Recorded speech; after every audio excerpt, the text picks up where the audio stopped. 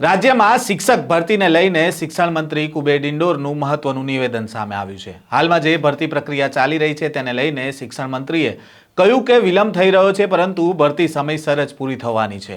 તો બીજી બાજુ ઉમેદવારે પણ શિક્ષણ મંત્રીને પોતાનું વચન યાદ કરાવ્યું છે। વૈષ્ણવજન તો તેને કહીએ જે પીડ પરાઈ જાનાને રે। નમસ્કાર, નવજીવન ન્યૂઝમાં આપનું સ્વાગત છે। હું છું જયંત દાફડા। ટેટ પાસ ઉમેદવાર ભરતીને લઈને ભૂતકાળમાં અનેકવાર ગાંધીનગરમાં ધરણા પ્રદર્શન કરીને વિરોધ નોંધાવ્યો હતો।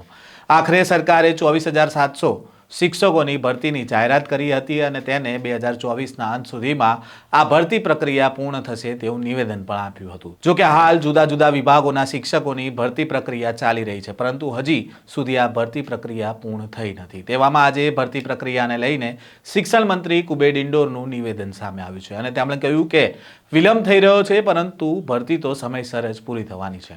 સાંભળો શિક્ષણ મંત્રી કુબેર ડિંડોરને। એ કેટલાક લોકો જે છે પોતાની સસ્તી લોકપ્રિયતા માટે આ વસ્તુ કરવાના છે। આપણે જે 24,700 જેટલી ભરતીઓ તબક્કાવાર આપણે કરી રહ્યા છે।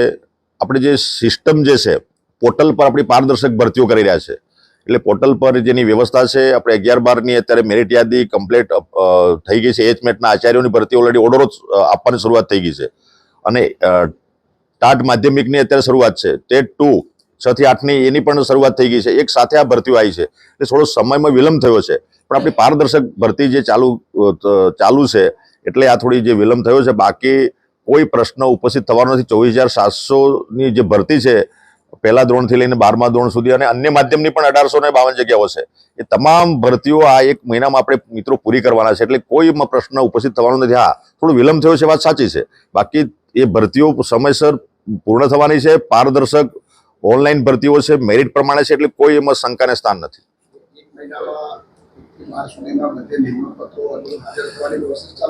અત્યારે એચમેટના આચાર્યોની ભરતી થઈ છે, એમને ઓર્ડરો આપવાના શરૂ છે અને માધ્યમિક અને ઉત્તર માધ્યમિક અને ગવર્મેન્ટ સરકારી સ્કૂલોની પણ ભરતી સાથે સાથે આપણે લીધી છે, એટલે ટૂંક સમયમાં મેરિટના આધારે પ્રમાણપત્રોનું વેરિફિકેશન થશે। વેરિફિકેશન થયા પછી એમને ઓર્ડરો આપવાનું શરૂઆત થઈ જશે।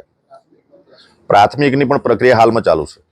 શિક્ષણ મંત્રીના નિવેદન બાદ ટેટ પાસ ઉમેદવારનું નિવેદન પણ સામે આવ્યું છે અને ઉમેદવારે શિક્ષણ મંત્રીને પોતાના વચનો યાદ કરાવતા શું કહ્યું તે પણ સાંભળો। નમસ્કાર, હું ટેટ પાસ ઉમેદવાર। આજે ખાનગી ચેનલના ઇન્ટરવ્યુની અંદર શિક્ષણ મંત્રીનું એક નિવેદન આવ્યું છે કે ભાઈ 24,700ની ધોરણ 1 થી 12ની અંદર 1852 અન્ય માધ્યમના ઉમેદવારો સહિત 24,700ની ભરતી પ્રક્રિયા છે અમે મહિના દિવસની અંદર પૂર્ણ કરીશું।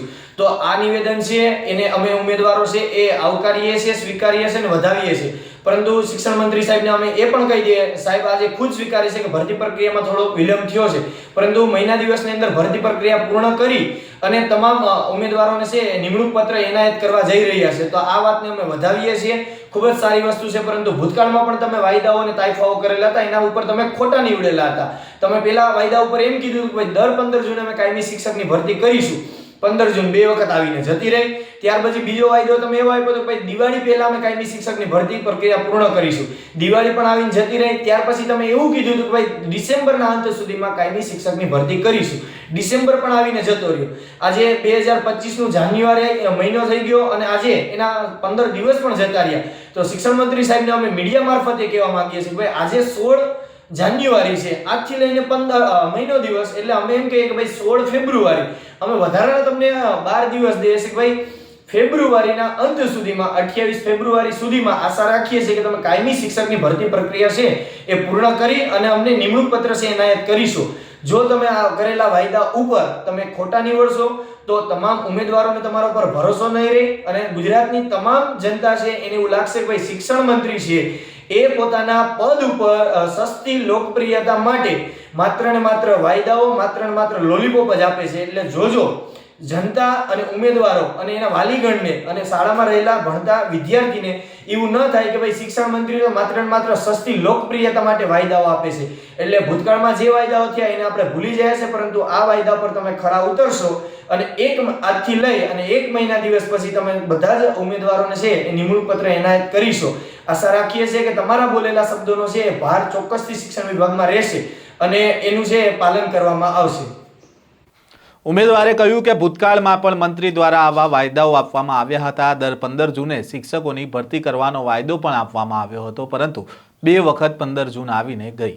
ત્યારબાદ દિવાળી પહેલા ભરતી પ્રક્રિયા પૂર્ણ કરવાનો વાયદો આપવામાં આવ્યો હતો, તે પણ જતી રહી અને ત્યારબાદ ડિસેમ્બરના અંત સુધીમાં ભરતી પ્રક્રિયા પૂર્ણ કરવાનું કહ્યું હતું અને તે પણ ડિસેમ્બર મહિનો જતો રહ્યો. આજે જાન્યુઆરી મહિનાના 15 દિવસ પણ જતા રહ્યા છે. તેમ છતાં ફેબ્રુઆરીના અંત સુધીમાં કાયમી શિક્ષક ભરતી પ્રક્રિયા પૂર્ણ થાય તેવી આશા રાખીએ છીએ. અને હવે જો આ નિવેદન પર શિક્ષણ મંત્રી ખરા નહીં ઉતરે તો ઉમેદવારોને તમારી પર ભરોસો નહીં રહે. હવે જોવાનું રહ્યું કે શિક્ષણ મંત્રી દ્વારા જે નિવેદન આપવામાં આવ્યું છે અને જે ભરતી પ્રક્રિયાને લઈને જે વિવાદ ઊભો થયો છે તે ક્યારે પૂર્ણ થાય છે. વધુ સમાચારો સાથે ફરી મળીશું. ત્યાં સુધી નવજીવન ન્યૂઝ સાથે જોડાયેલા રહેજો. વૈષ્ણવજન તો તેને કહીએ જે પીડ પરાઈ જાનાને રે.